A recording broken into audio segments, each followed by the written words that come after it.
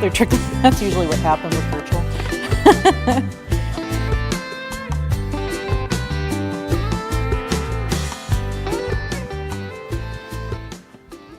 Hi, everybody. Let's see. I think we've got a few people kind of trickling in on our virtual environment. So my name is Julie Tharalson, and I think it's been a few months since I taught the Eat Smart, Live Strong class here. Or was it Deep? I can't remember which class I teach. Anyway, I've taught another class here before. I'm with the Agency on Aging, and I'm actually their registered dietitian, and we are starting a series this week called Food Smarts. And so I have a few people who have joined me here in the studio. Welcome to all you.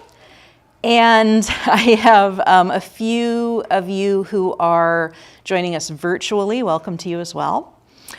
And today I want to talk to you a little bit about what Food Smarts is all about and what we're going to be doing for the next few weeks.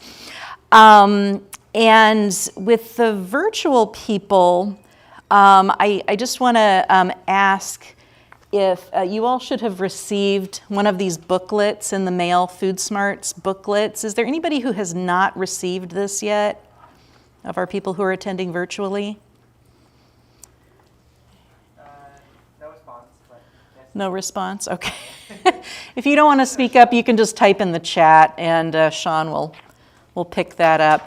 But if you haven't received this, we want to get this to you. This is the book that we're going to be using for these 5 weeks that we're going to be going through this class. And so there's a lot of really good information in here. I'm not going to be going through every single thing in this book just because it's really long, and if I did that, this would probably be like a 16-week class, and I don't think anybody has time for that. So, but I'm going to be, so when we go through this, just know that there's a lot more really good, useful information in here. And it would be a good idea for you to just kind of sit down and take a look at it as we go along. Okay. Second thing I wanted to bring up is this is, so my agency, the Agency on Aging, we receive grant money.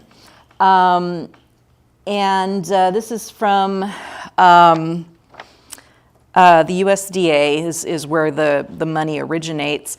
And because we're using federal money to teach this class, and they've given us a grant, they require us to collect some information for them on the people who are taking our class. Now, the information that we ask for is not identifying. It doesn't identify you at all. Those of you who are attending virtually, you should have received a SurveyMonkey email with a link in it, so you would just click on that link and it will take you to a questionnaire. Basically what they want to know is your age and just some other information.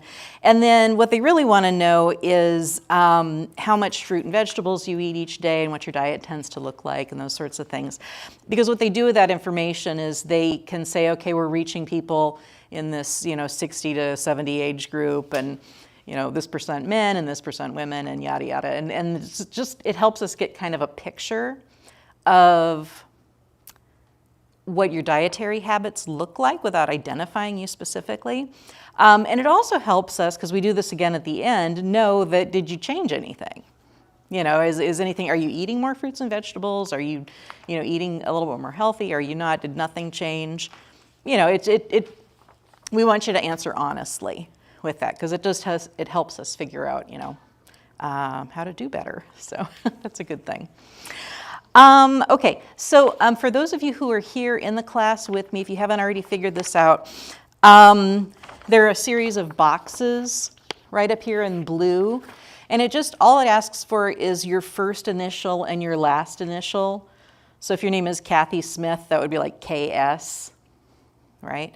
And then your birth month, if you're born in July, it would be like 07, and then the birth day. We don't need to know the year, so just whatever your birth, the date, the actual day of your birth. If you could just put the date, today's date is the 23rd, March 23rd. And then you're going to check, there's a pre-test, post-test, so you just check pre-test, so we know that this was on your entry to the program. And then the rest of them are, check the box that best describes your age, best describes gender, best describes ethnicity. So this is just really Hispanic, Latino, or not Hispanic, Latino. It's just going to be one or the other, or if you prefer not to answer, you're able to do that as well. And then any boxes that that apply to your race. So you can look at that. And then a U.S. Armed Forces question. Okay? All right. And for those of you who are here in studio, when you're finished with that, you can just leave it there. I will collect them at the end of class.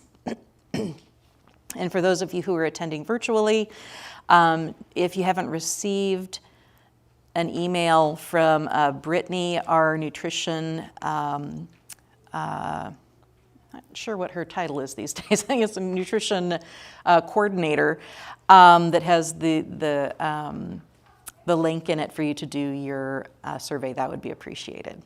All right, excellent. Does anybody have any questions so far? Okay, okay. All right, so this class is really, it's food smarts. So we're going to talk about, obviously, cooking. We're going to talk a lot about cooking. I'm a registered dietitian, but I also went to culinary school, so I have a lot of training as a chef as well, so I can give you guys a lot of food knowledge. And even if you're somebody who's been cooking your whole life, there's always things to learn. I still learn stuff every day. And, how do you look at cooking kind of depends on who you are and what your history has been with cooking and those sorts of things. How many of you like to cook in the class? Okay, so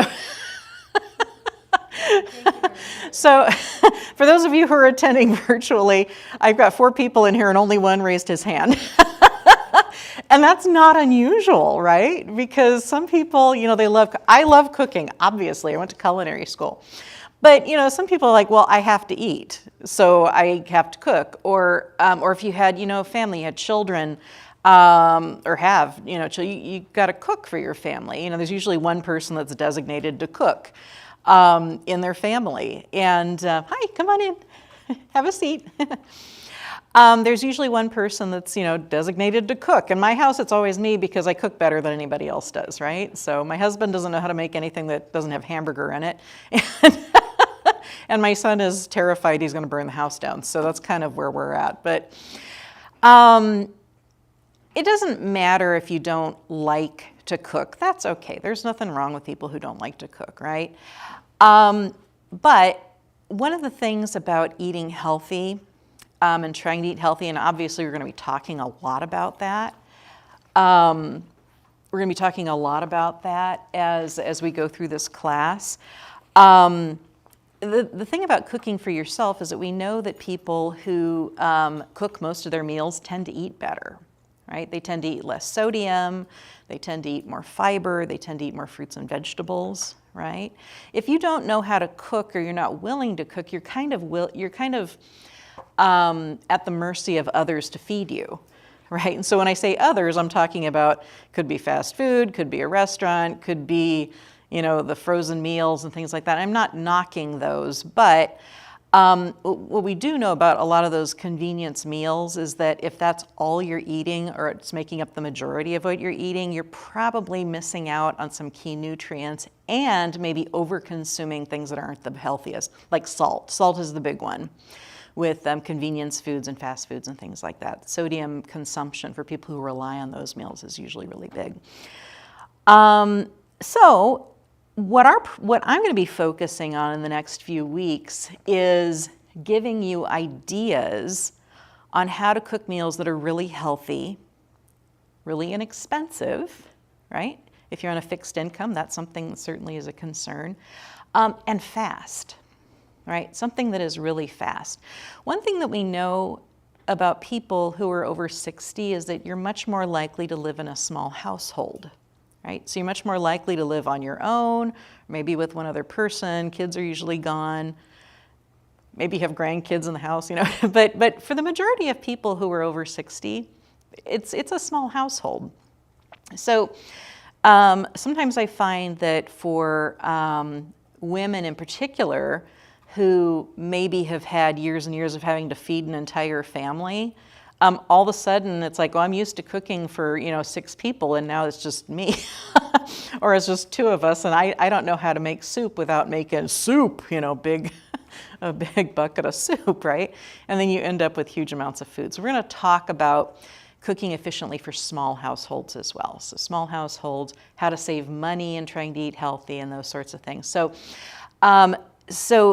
throughout this book, we're going to be dealing with all of that, and each session we're going to be having a different focus.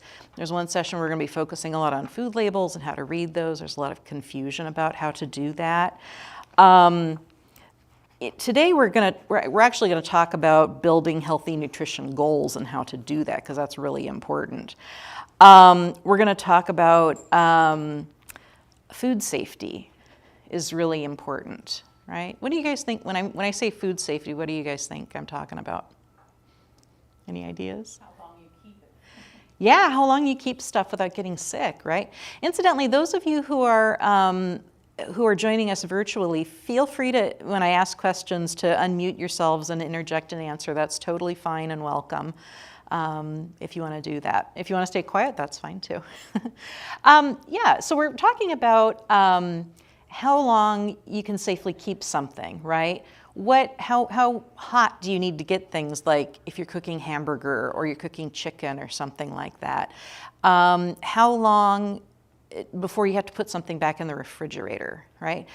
If you've ever had food poisoning, it is a really unpleasant experience. It's usually all GIs, vomiting, diarrhea, cramps, nausea, those kind of things. It's never pleasant to go through at any age, but when you get older, people who are older than 60 dehydrate much more quickly than younger people do. And so if you get food poisoning and you're older, it's much more dangerous for you, okay? The odds that you're gonna end up in the hospital are much higher than they were when you were 25, okay? And that's just natural aging, that just happens, right?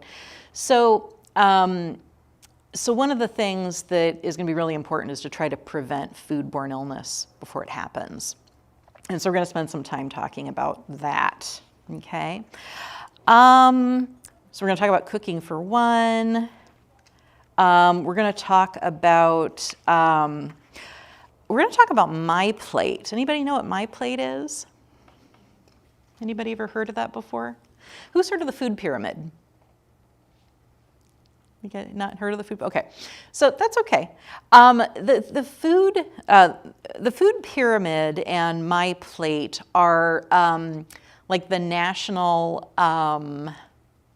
nutrition models for just describing the best way to eat. So really what it is, it's like, and we're going to talk about this in one of our sessions. We're gonna, it's the food groups basically, and it's, this is how much of different foods that you need in the day to make a healthy diet. Because I think, a lot of times we think that when I say eat a healthy diet, what kind of things do you guys think go into a healthy diet? Eat a lot of vegetables. Vegetables, what else? What else? Fruit and vegetables? What else have you guys heard that's healthy? Protein, yeah, protein's really important the older you get. I mean, it's important at any age, but it's really important as you get older. We're going to talk about that too. What about whole grains? Have you guys heard about, like, brown bread over white bread and things like that? Yeah, okay. So we're going to talk all about that, and we're going to talk about what a healthy diet looks like so that you can kind of help plan what that's going to look like for you. Okay, so we'll talk a little bit more about that. And I just also want to mention, I'm not going to tell you, this isn't a diet. I'm not going to say, I want you to go home and eat this, this, this, and this. Because what we're going to talk about today, when I finish with this rundown, is how to set habits, right? And I can't tell you to do something or if it's not going to work for you, right? If you're somebody who loves white rice, let's say, and you eat a lot of white rice, and I tell you, oh, you can only eat brown rice from now on, are you going to do that? No. So that's not a solution that's going to work for you, right? So we're going to talk about that in just a bit. Okay, so we'll talk about that. I talked about we're going to talk about shopping, how to use the grocery store to your benefit, so you kind of know where to find the healthier foods better. And then food labels. And we're going to talk a lot about food labels because I think a lot of people get kind of confused when it comes to food labels. They don't necessarily. Does anybody feel comfortable looking at food labels? Things are easy. Certain things are easy. Yeah. There are some tricks that I'm going to teach you to make the food labels more understandable for you. So when you're looking at those percentages, you have an idea. You can get some good information from them, but we're going to talk about how to do that, right? We're going to talk about how if you're somebody who needs to look out for sodium in your diet, which is pretty much all of us, it kind of doesn't matter your age or if you have high blood pressure, we all really need to watch out for sodium. I'm going to tell you how to look at a can and just know, oh, okay, I can do that or I can't do that. So we're going to talk a lot about that because, again, you can look at the food label, but unless you really know what you're looking for, it's hard to make it work for you. Okay? Everything I'm going to tell you is in this book. So I'm open to questions. I'm pretty informal. So if you have a question, just feel free to raise your hand. Again, virtually, feel free to unmute yourself and ask your question. That's totally fine. And then everything is in here. So if you didn't quite catch something and you're too shy to ask me to repeat it, it's in here. Or you can approach me afterwards. It's totally fine. Okay? All right. All right, well, let's talk about habits. So all of you are probably taking this class because you're interested in somehow improving the way that you eat, right? And that's great, right? The thing about human bodies is it's really never too late to try to be healthier, okay? But a lot of times we don't necessarily know what that means other than I got to go to the gym and eat more vegetables. It's kind of like if the doctor says you got to be more healthy, that's usually sort of what people think of. And I'm not going to talk about exercise so much in this class, but we do actually have other programs where we do talk about exercise. And I know ACC is a great organization that has a lot of different options for exercise, so you can explore those. But in terms of eating healthy, I want you to think about what you guys eat every day. Okay, you don't have to tell me what you eat every day, but I want you to just take a second and kind of think about what your day-to-day meals look like. Do you eat breakfast? If so, what kind of things do you typically eat? What does lunch usually look like?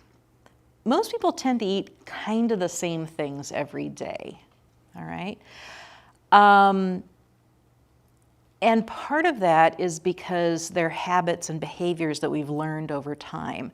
If you go in the grocery store and you're looking for cereal, or canned tomatoes or whatever, how many of you have had the experience where you walk into the store, you go into the aisle, you know exactly what the color of the can looks like that you're looking for, you don't see anything else, but you go and you zero in and you grab that can because that's the brand that you use, or you grab that box of cereal and it goes in the cart and you don't really see anything else, okay?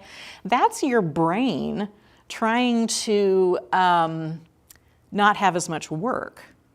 That doesn't mean your brain is lazy. It just means that you're having to make, the fewer decisions that you need to make every day. It's just kind of easier on your brain, which is why we have habits, which is why we tend to do the same things over and over again, okay?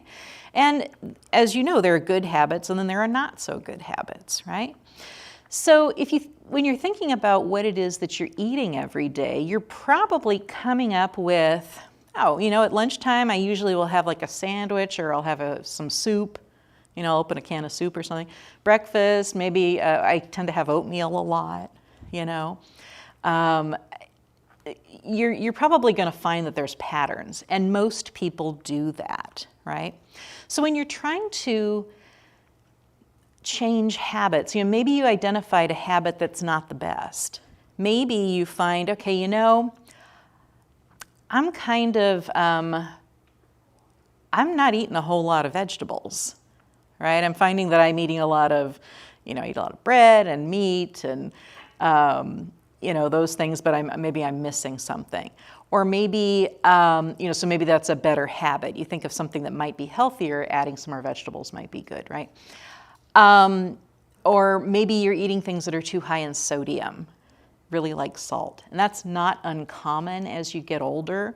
One of the things that happens as you get older is that your sense of taste is not quite as good as it was when you were younger.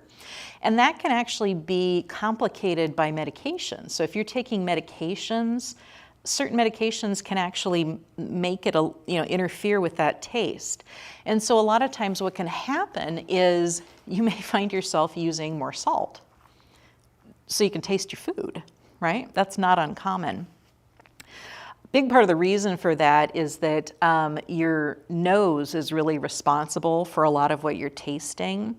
And some of those nerve cells that are sensing what you're smelling, you don't have as many of those nerves, or they've died off, those nerve cells. And so it's harder for you to smell. That's why if you were unfortunate enough to have COVID and lose your sense of taste and smell, or if you've ever eaten something and you plugged your nose, have you guys ever done this? If you put a piece of raw onion in your mouth and you plug your nose and you chew it, you can't tell what it is. You can try that at home if you want.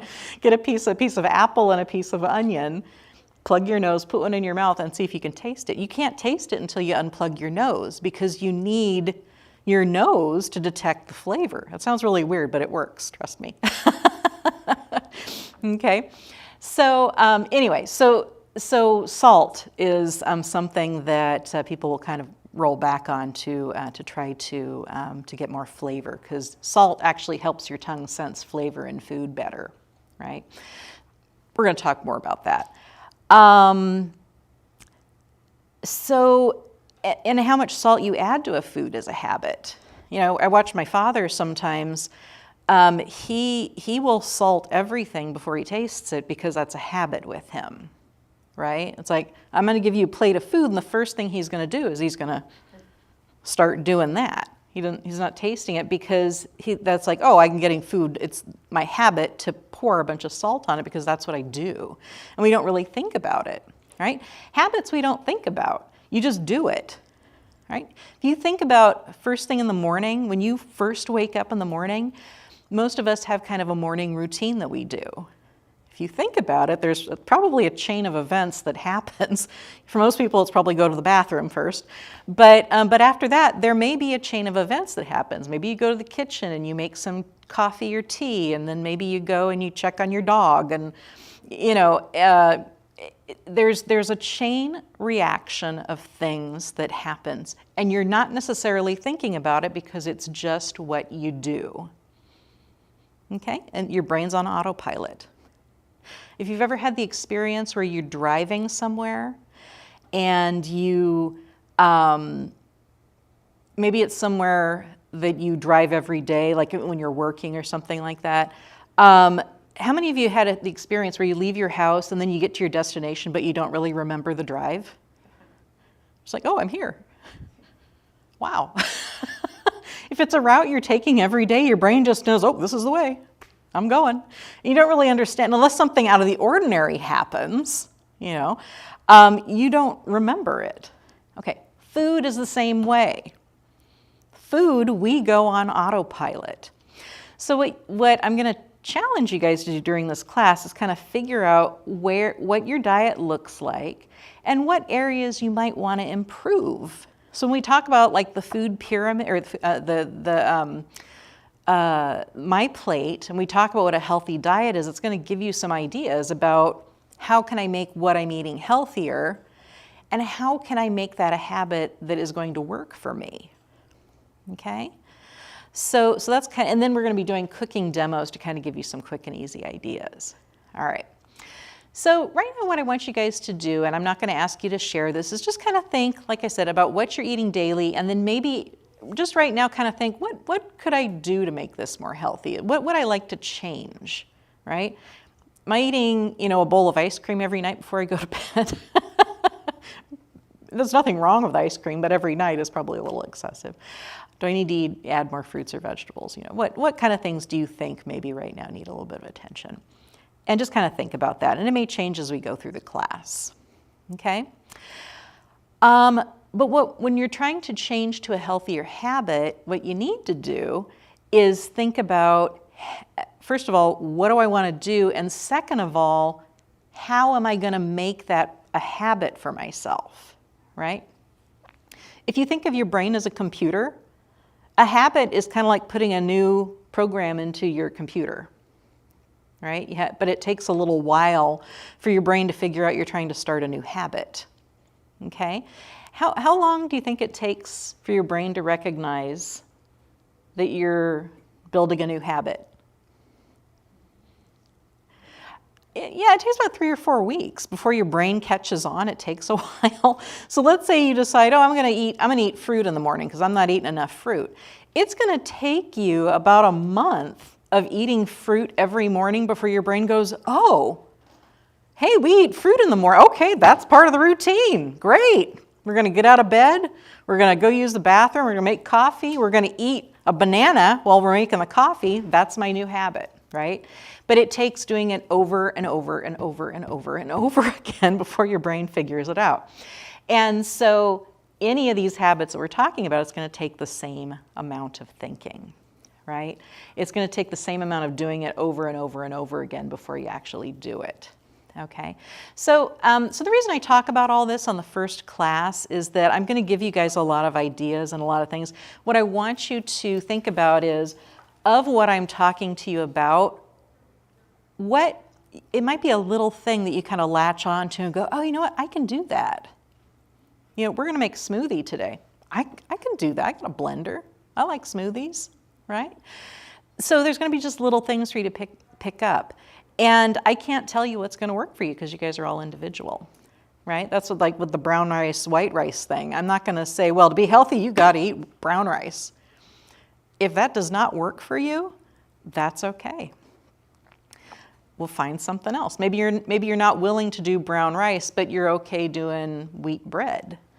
So maybe that's where you get your fiber from, or from your whole grains from, right? So we'll talk about that.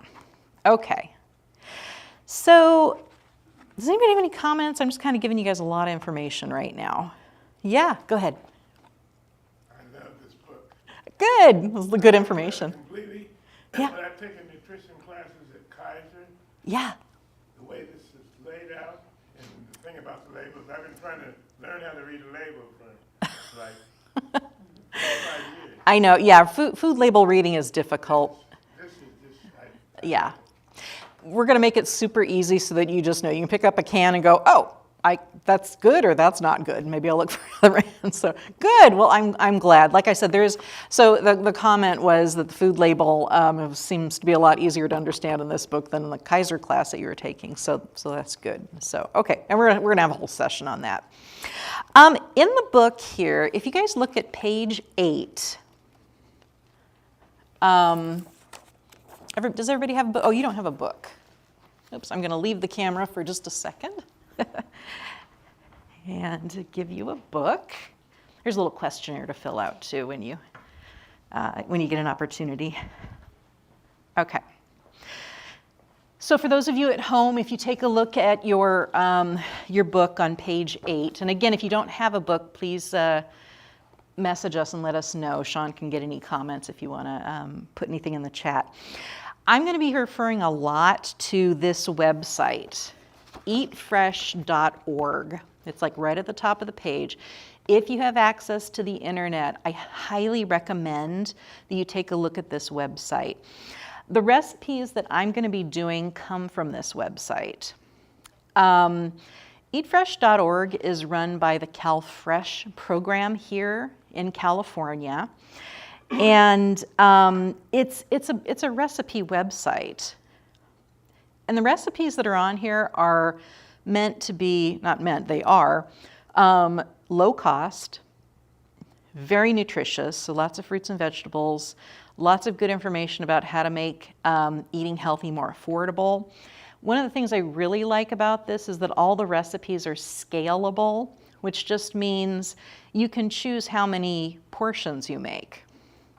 Right? So if you need 6 portions, you just set it for 6 portions. If you need 2 portions or 1 portion, you set it up for that. And it will tell you, it'll rescale the recipe, so it'll tell you how many ingredients you need to make that many portions. Okay?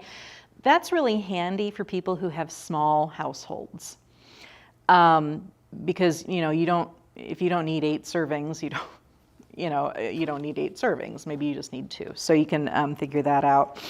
The other thing that I really like about this is that it has a feature where you can put in an ingredient, right? So let's say you're looking for a recipe, you have kidney beans or something in your house and you don't know what to do with them. You just put in kidney beans and it'll give you a bunch of kidney bean recipes, right? You have chicken thighs, it'll tell you what to do with chicken thighs, or barley, or whatever it is that you might have. Okay, you can choose which meal you're looking for. I want like a dinner recipe, breakfast recipe. So it's a really good tool, and it's totally free. There's no membership or anything. You just go in there and just use it however you want. They have a registered dietitian, so if you have nutrition questions, you can type those in and get some answers. And like I said, all the recipes that I'm going to be doing are going to be coming from this site. So anyway, so so if I'm going to give you guys a little bit of homework for this week, I want you to, when you're able, go to this website and just kind of look around. See if there's some recipes that maybe look like something you want to try. Okay? Nothing on here is going to require you go to culinary school to do it. They're supposed to be easy. Anybody can do it. And they're really fast and quick and easy. Okay? All right. Anybody have any questions so far? No? I think I'm going to actually I'm going to do our smoothie recipe. Before I do that though, we do have a hand washing sink in here. So we're getting a nice shot of my midsection here. That's all right. I don't think anybody needs to see that. All right, so we're just changing the camera angle a little bit here. And I am going to go wash my hands, and we're going to be using some blackberries in this recipe, so I'm going to go wash the blackberries as well, and I will be right back, okay? So we can be nice and safe and not give anybody food poisoning.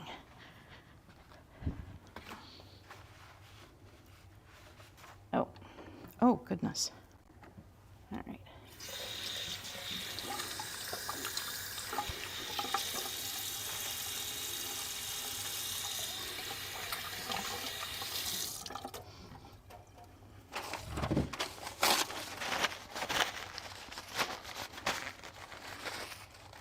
Hey, Sean. Oops. Turn this off for a second. Do you know if there's an ice maker?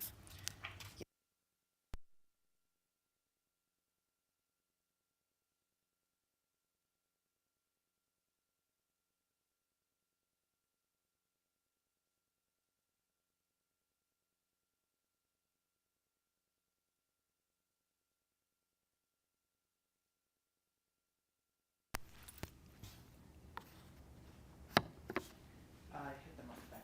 Okay, thank you so much. Yeah. All right. Okay, clean hands. All right, so how many of you have made smoothies before? Put the mic. Oh, sorry. Okay, can you guys hear me? There we go, I think that's fine. How many, I just had asked how many of you have made smoothies before, and a couple of you have raised your hand. How many of you have never had a smoothie? Everybody says, yeah, smoothies are pretty, you're like, maybe I've had one, I don't know. Okay. I start off with this recipe because it's really easy. It's also, a lot of the recipes that we're going to be focusing on are good recipes to help you avoid food waste. Okay? Thank you, Sean. All right. So one of the things that when you're on a fixed income, or you just, as many people are when they're over 60, food waste it's wasting money, right? So if you're buying fruits and vegetables and you don't use them on time and they get thrown away, you're throwing money away. And so a big part of this program is to avoid waste and to save you money at the same time. So smoothies are a really good way to use up fruit and vegetables sometimes that are maybe a little, like they're not rotten, but they're like a banana that's gotten way too soft that you don't necessarily want to eat it. Or you've got some berries that have been in the refrigerator, for a few days and they're still safe to eat, but they're not, like strawberries go bad really fast. Like you need to eat strawberries like within a day or two. Otherwise they get kind of dull looking. They're still safe to eat, but they're not as pretty as they were. Those kind of fruits and vegetables work really well in smoothies, okay? Some people like to put greens in their smoothies, so things like spinach and stuff like that, same thing. Maybe if the leaves are a little bit more wilted and you're not, necessarily want to put that in your salad, this is a good place to use it up. All the recipes that we're going to be doing in here are really good for that. Really good for avoiding food waste because you can just look in your refrigerator, see what needs to be used, and throw it in. You'll see as we go through all the recipes that I'm going to do. But this first one, one of the reasons I really like smoothies is because they're super easy and there's a lot of nutrition that you can pack into them, okay? So a basic smoothie is just, I've got some yogurt here. I'm just going to put this in. This is just vanilla. I'm using Greek yogurt. I should have put an apron on. This is just Greek yogurt. And the reason I'm using Greek yogurt is because it's higher in protein. We're going to talk about how important protein is, especially if you're over 60, a little bit later. But you do need more protein as you get older, okay? We'll talk about why in a bit. But so that's why I'm using the Greek yogurt. Any kind of yogurt is fine, but Greek yogurt tends to be lower in sugar and higher in protein. Okay, did you have a question? Brand? Oh, this is just, this is Tillamook. It doesn't have to be Tillamook. This is just the brand that I came across in the grocery store. Any Greek yogurt? Any Greek yogurt or regular yogurt. If you don't like yogurt, that's fine. But if you want a little bit more protein and less sugar, Greek is a better way to go usually. Thicker. It's thicker, yeah, because it's strained, which means they strain out more of the liquid, just the water, the whey that's in there. So yeah, so it's a good one. Yeah, any brand is fine. Okay, most smoothies have bananas in them. Okay, do you guys know how to open a banana without destroying it? Okay, so most of us will open the banana from this end, right? If you go to the bottom end and you pinch, it will split in two. And then you can just open it that way. Okay? So if you're going to open a banana, open it from the bottom and you won't destroy the top. Anybody know that? Okay, so I'm just going to break my banana up and put it in. And look, it's perfectly clean. It's kind of nice. All right. I'm going to put a little bit of orange juice in here. If you have diabetes, you're probably thinking, oh my gosh, I cannot drink all that fruit, right? We're going to talk about that in just a second. Okay, I'm going to put probably, this is about 11 ounces of orange juice. I'm probably going to put about, we'll add more if we need to. I'll put about 4 ounces in. And then I have blackberries that I have cleaned. Okay, you can put any kind of fruit in a smoothie. If you have bananas that are on their last legs, if it's summertime and you've got some berries that have been around probably a few days longer than they should have been, and they don't have mold on them, obviously you don't want to eat anything that's moldy, or they're looking a little bit shriveled or things, put it in a smoothie, right? If you have peaches or plums or things that maybe you're getting a little too soft, put it in the smoothie, all right?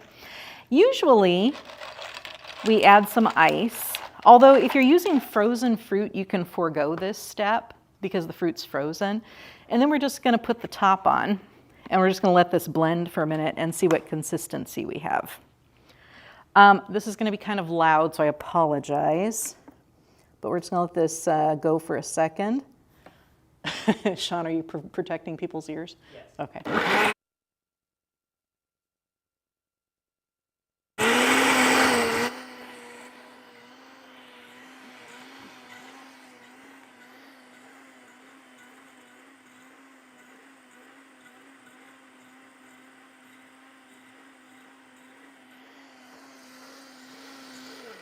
Ooh, that's a pretty color, isn't it? So usually what we can do is just kind of see what the consistency is, and that is a really nice consistency. If it's too thick, just add a little bit more liquid. You could add milk to this if you want to. If you don't like dairy milk, you can use soy milk, you can use almond, any of those other alternate milks is totally fine. Any kind of fruit in here, and there's lots of smoothie recipes on eatfresh.org. But in your book, there's also a smoothie recipe. And I apologize because I did not mark where it was. I think I will find it. But there is a smoothie recipe in your book. And I will locate that, and I apologize for not finding that sooner. But basically, here we go. Smoothie recipe, here we go. If you look on page 30, there's a basic smoothie recipe. So what I just did right here is it's just a mixture of yogurt. A lot of times bananas are in there just because they're kind of creamy. Whatever fruit you have, and then you can put juice or milk or whatever you want. That's totally fine. Okay, so I'm just going to pour this out. You guys can give it a try, see what you think. If you drink this and you don't like it and you don't want to finish it, that is okay. I don't force anybody to. That goes for anything that I make in here. If you taste it and you go, that is not for me. My feelings are not hurt by that because everybody's different and has different preferences. Okay, so this is just a blackberry banana smoothie. Real basic. Can you get vegetables in with it? Absolutely, absolutely. No matter what, It's just a matter of do you like it? That's really the consideration. I mean, any way you can get fruits and vegetables in your diet is good. I have a smoothie that I make sometimes, which sounds really weird, but I like it, and it's apples and spinach. And it sounds really weird, but it's good. Because the sweetness of the apple kind of keeps the spinach, drinkable spinach from getting too obnoxious. Thank you. You're welcome. There you go. Thanks. Thank you. Here we go. All right. Yeah, so give it a try and see what you think. I didn't add any kind of extra sugar to this because I don't think that it's needed. But if you want to put a little extra honey or something in there, that's totally okay. Let's talk about this. Okay, so Sean, I'm coming back over here if you want to change the camera angle. Okay. Oh, you have to get up to do that. Okay. All right. All right. What do you guys think of the smoothie? Yeah, it's good. Just a basic smoothie, real easy, super easy to whip up. You can refrigerate this. So if you want to make something up and whip it up and put it in the refrigerator. The only thing that I will tell you is if you're using strawberries, strawberries with exposure to air will turn, they'll turn kind of They won't be as bright pink, they'll be a little bit more dull. It's still safe to drink.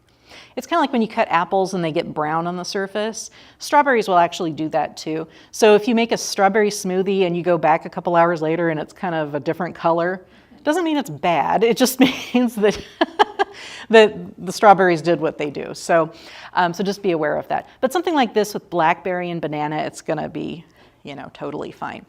Let's talk about portion. Did you have a question? What about freezing it? You said refrigerator. Can you make a smoothie and freeze it? Yeah, sure, absolutely. It should be fine, yeah, if you want to freeze it up and have some. The texture might be a little different. To reconstitute a frozen smoothie, what I would probably do is put it back in the blender and then maybe add a little bit more liquid to it, like a little juice or a little milk or something like that, and then just kind of, so the texture might not be the same. There could be ice crystals in it. It's not unsafe.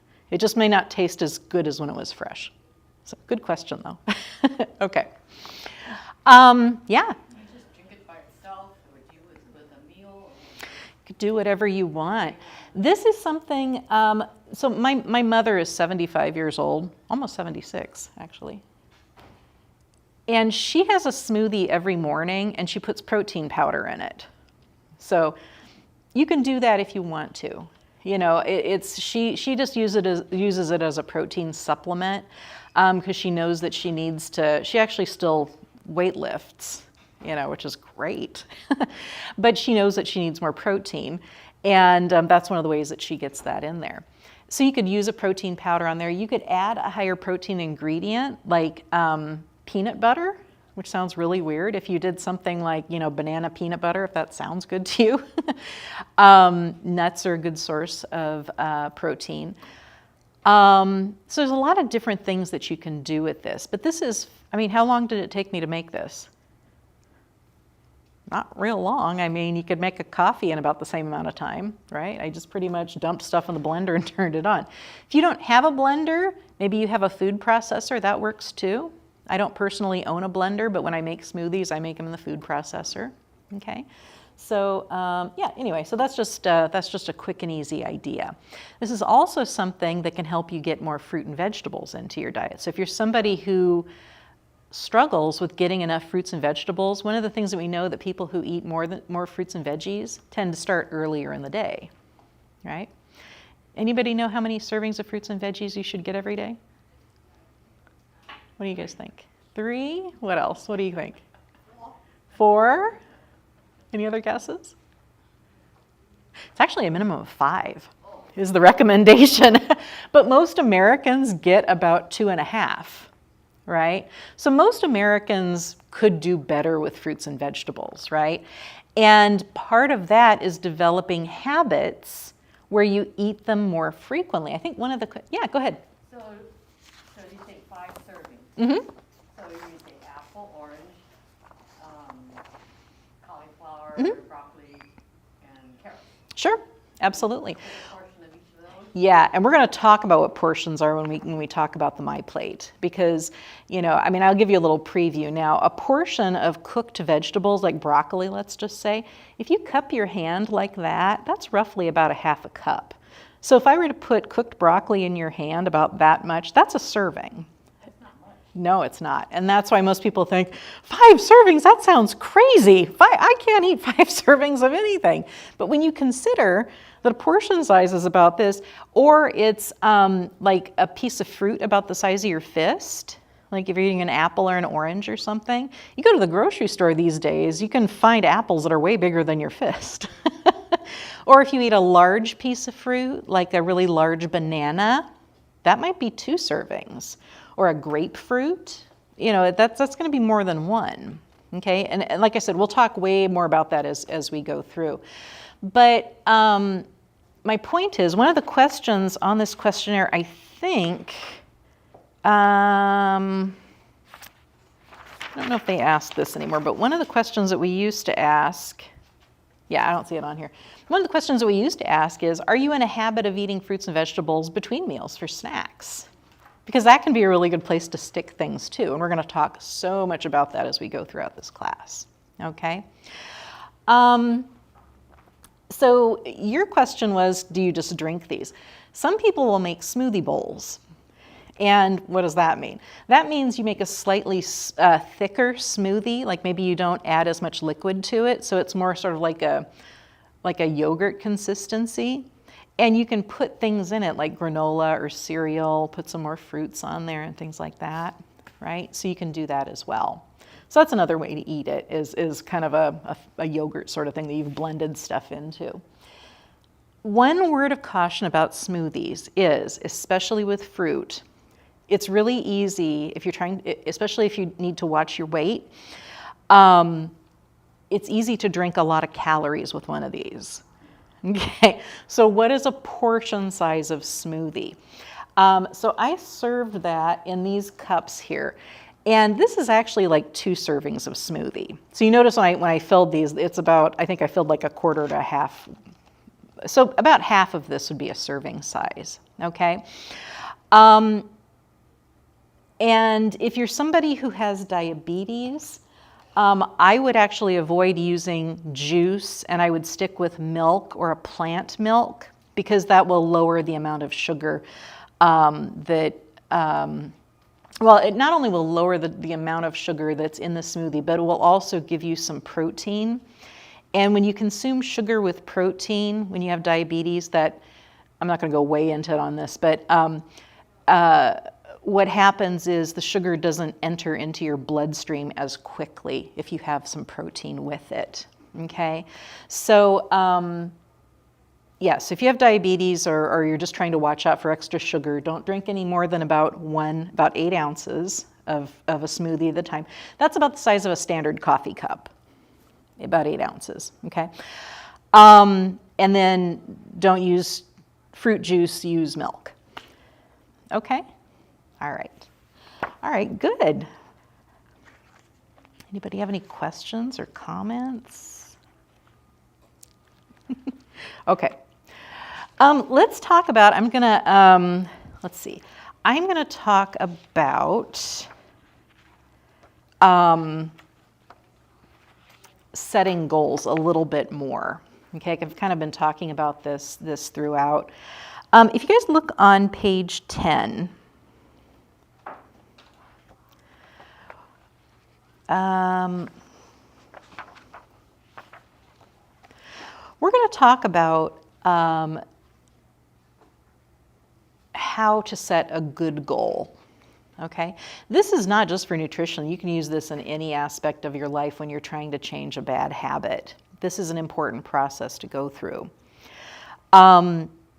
One of the mottos that we have at the Agency on Aging when we're teaching these classes is that small changes make big differences later on, and it's important to remember that as we go through this class, because we're going to be targeting like little things, right? So if you're not eating enough fruits and vegetables, if you just eat 1 more per day, the benefits that you're going to get from that later are really big. It may not seem like it. It may not seem like a big deal that you're, making a smoothie every morning or you're eating a banana when you make your coffee, but it really does make a big difference, and we'll continue to talk about that throughout the class.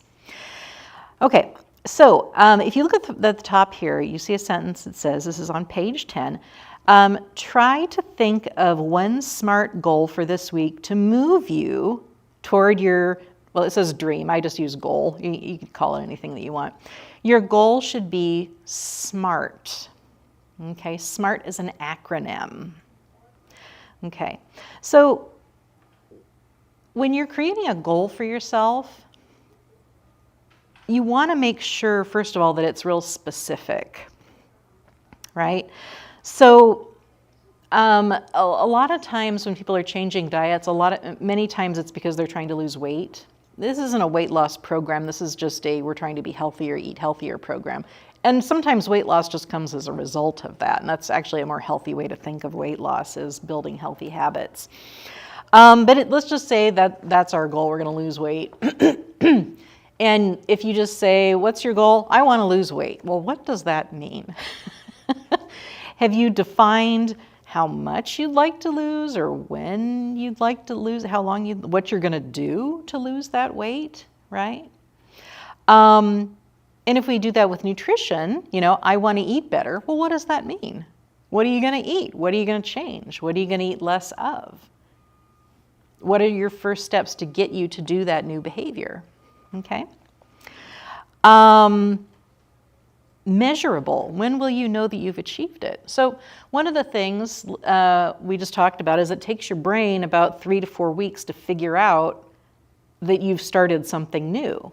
So if your goal is, I want to eat more fruits and vegetables, you have to give yourself a month to get into the habit of saying, I'm going to start eating fruit at breakfast, or I'm going to start eating a snack that has vegetables in it, right?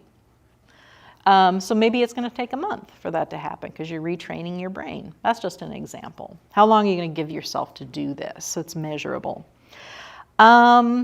Action-based. Everything is not everything's in your control. Choose goals that relate to your actions, right?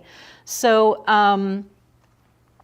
one of the things that I like to point out with this one is, if you're trying to start new goals, try to pair them with things that you're doing anyway, all right?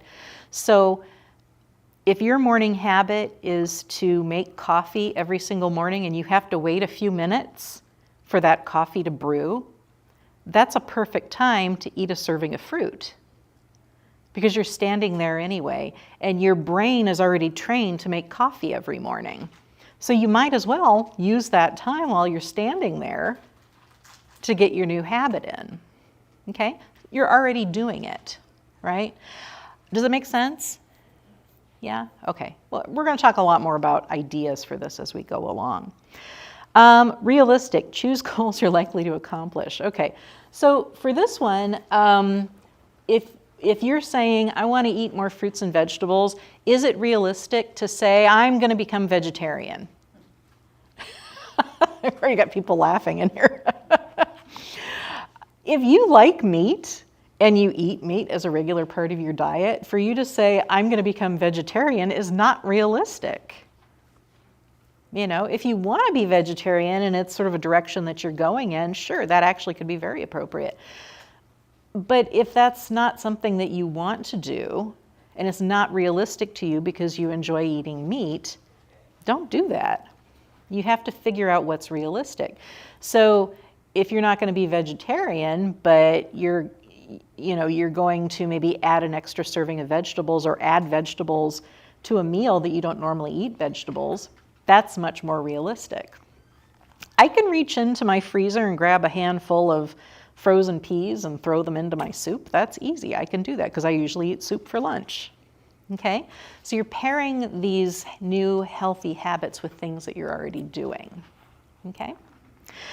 And then time frame. Set a goal to achieve this week. All right? So earlier in our session, one of the things that I asked you was try to think of a nutrition goal that you think would be good for you, okay? And again, because we haven't really started in the class, maybe you don't have any great ideas yet, but you might have, some ideas. You're like, oh gosh, I need to do this or that. Write it down, right? This is, and this is, does anybody want to volunteer a goal? You don't have to if you're not comfortable. No? I mean, I can volunteer one. I mean, so for me, I, like all of you, kind of struggle with eating enough fruits and vegetables. I do really well sometimes, but when I get really busy with work, I don't eat as on a regular schedule as I normally do. One of the things that I did that has made it was really, really easy, but it's worked really well, is I have these clear plastic food containers for my refrigerator. And what I started doing was getting like baby carrots and chopping up broccoli florets and cauliflower florets and things like that. And I put that box of vegetables front and center in my refrigerator so that when I'm hungry and I open it up, I'm like, oh, I got to eat my veggies. And so what I'll do is I'll just grab a handful of those and I might toss like a little vinaigrette or something on it. and with my lunch, or maybe I'll just grab some carrot sticks to have with the sandwich that I'm having. For me, because it's visual and it's right there, I remember to do it. If those carrots and broccoli, if that's in my vegetable drawer and it's closed up and it's not cut up or anything, I'm less likely to grab it because it's like, oh, I gotta wash it and I gotta chop it up and then I gotta and I don't have any time to do that. But if it's presented in such a way that it's in my face, I'll do it. It actually works really well. I have a teenager at home, he's 17, and he does the same thing. He loves to reach in there and just grab stuff because it's already done. And so my habit was just to do that and to just set aside a little bit of time to prep my veggie box. I usually do 1 veggie box per week because actually the size of container I have is about the size of this book, and it's about that deep. And it's really easy to just grab veggies. I can grab a handful, put them in a pan, stir fry them. I can eat them raw. I can throw them in a salad. I can do those kind of things. That habit has made a huge difference for my veggie consumption. And it wasn't that difficult. I just had to put it in my face. Okay? That works for me. It wouldn't maybe it's not going to work for you. Who knows? Or maybe it will. Feel free to steal that idea if you think that might work for you. But you have to spend some time thinking about it. You can't just say, well, I'm going to start eating better and then not really have anything that you're going to do, right?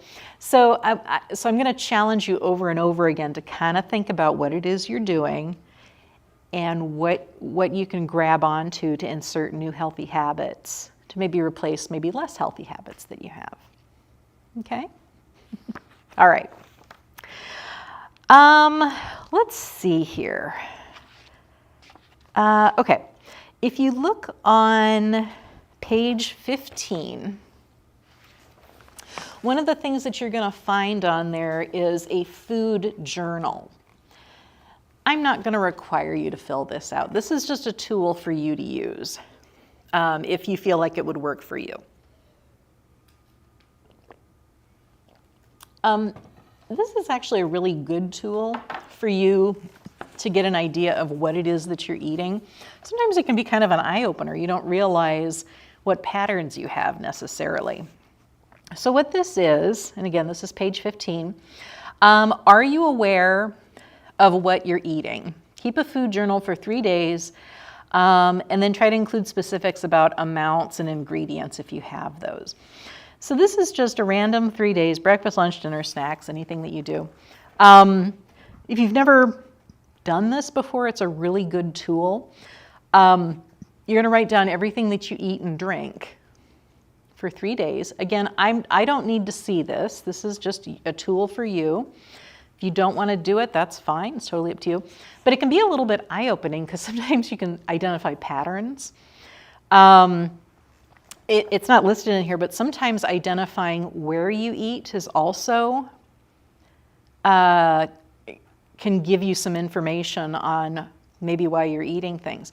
For a lot of people, the television is kind of a trigger to eat because in our society, we kind of, with like movies, we have popcorn and things like that. It's like when you're sitting watching something, it's not unusual to eat. And when you're distracted in eating, we tend to actually prefer things that are more salty and crunchy and sweet and sugary and things like that. Maybe that describes you, maybe it doesn't. But it's a pattern that is not an uncommon one for a lot of folks.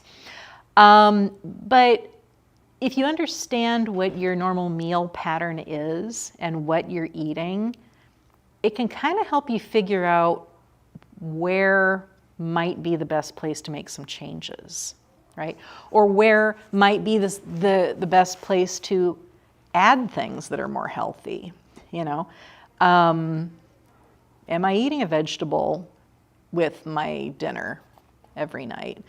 One of the things that I do at my house is I make sure that I serve at least 1 serving of fruit and 1 serving of vegetables, because that's 2 servings right there with dinner.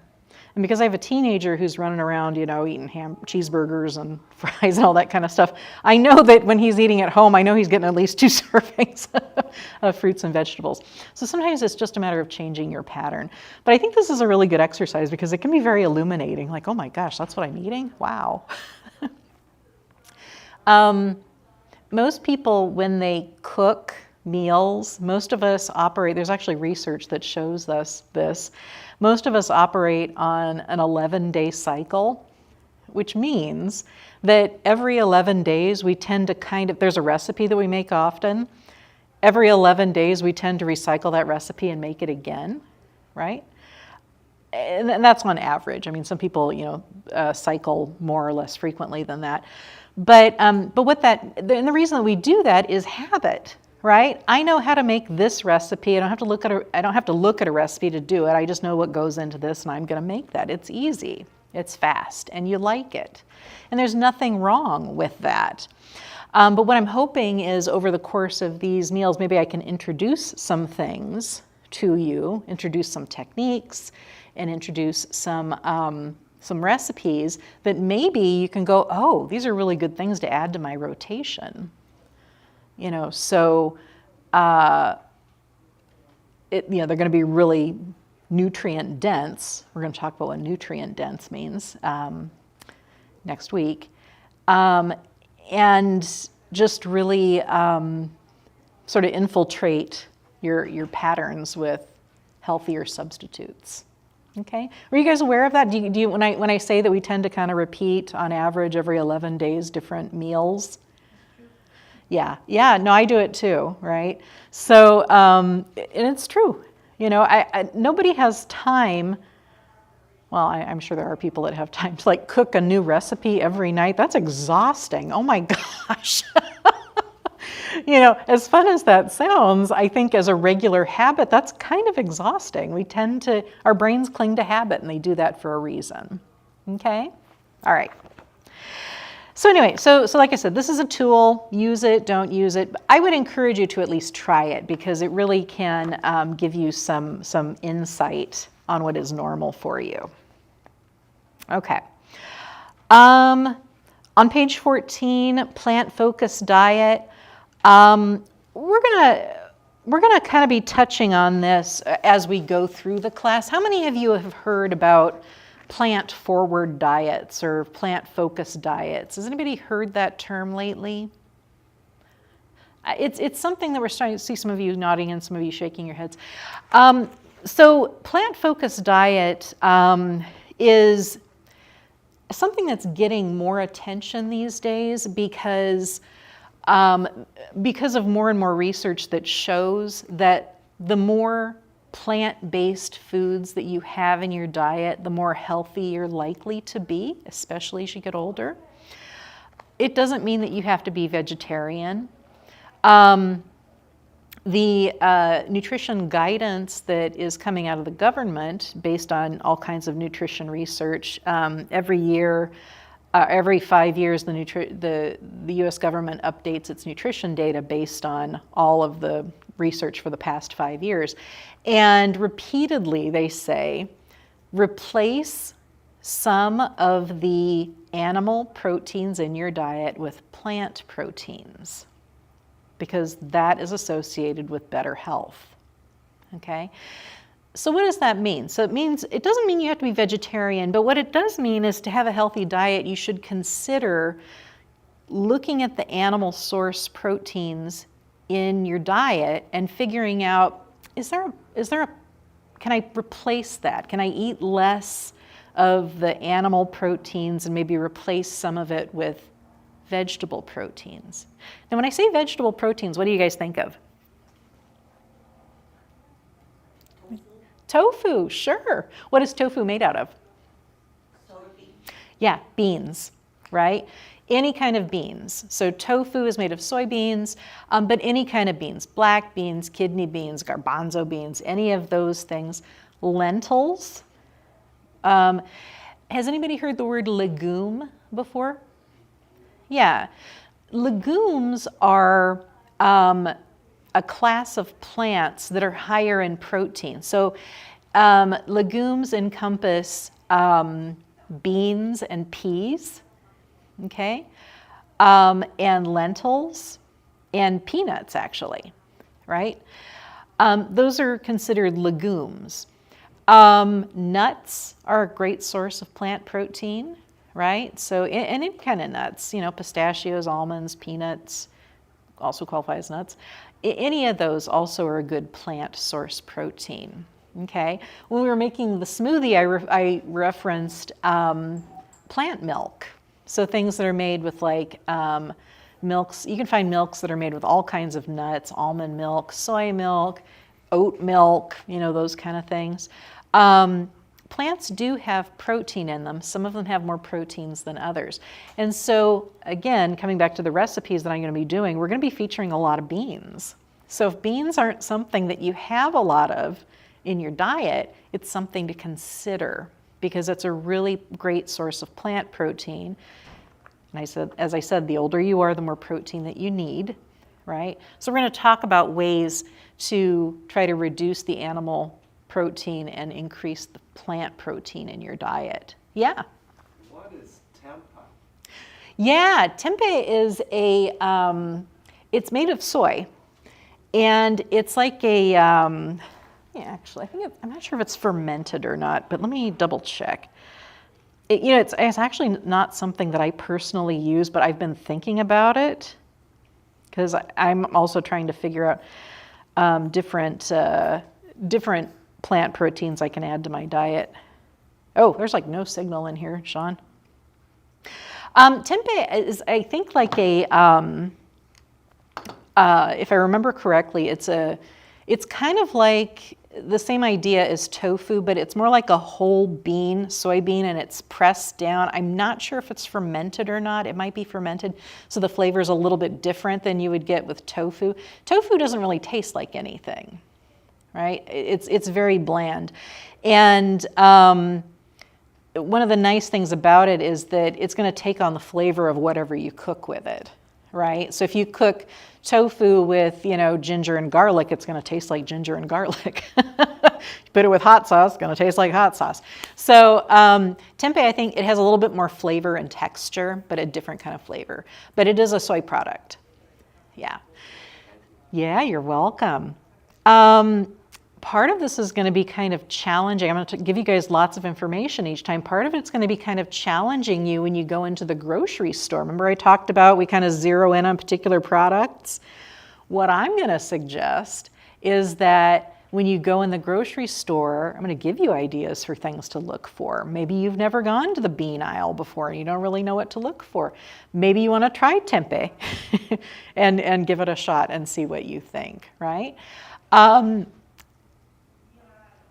Changing habits, it takes a little bit of time to kind of see what your options are. So going into the grocery store, when we talk about food labels, there may be a certain brand of salsa that you always get, but maybe we find out, oh, that one's kind of high in sodium. Okay, I all of a sudden have to look at all the other salsas, not just grab the one jar that I know, but look at the other ones and say, oh, there's some more choices here. Which one might be a better choice for me? All right, what do I like? What do I not like? Right? And that's the other part of it. So I know I've talked a lot today. Hopefully you guys are kind of, what I'm doing today is really kind of setting up what the rest of the class is going to look like. So hopefully you have a good idea of the journey we're going to be going on.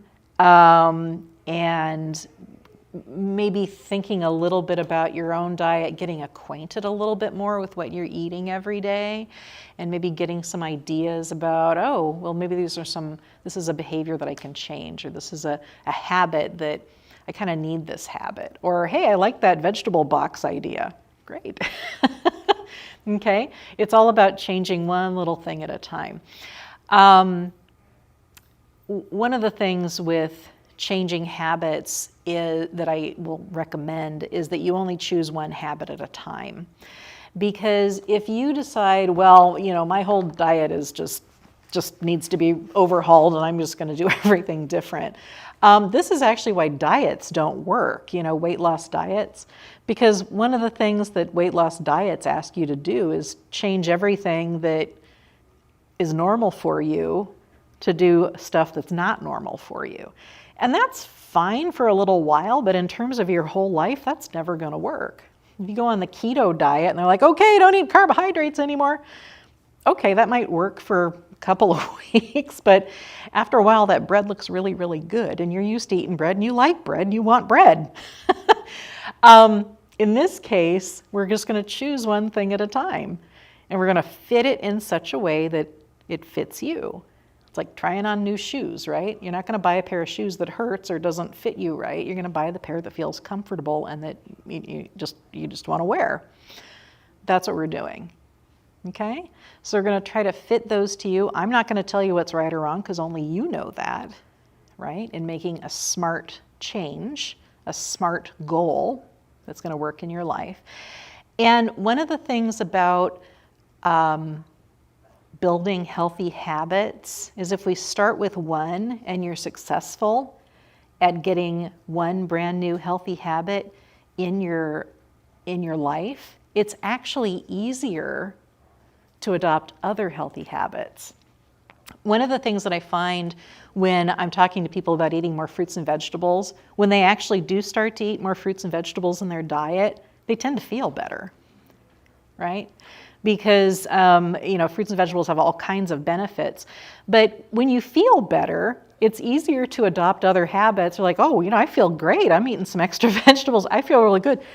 I'm going to try to, do something else that's healthy. I'm going to try to drink more water. I'm going to try tempeh, or I'm going to try, I'm going to throw some beans in my soup, or, whatever the case may be. You're more likely to do that because you're already feeling better.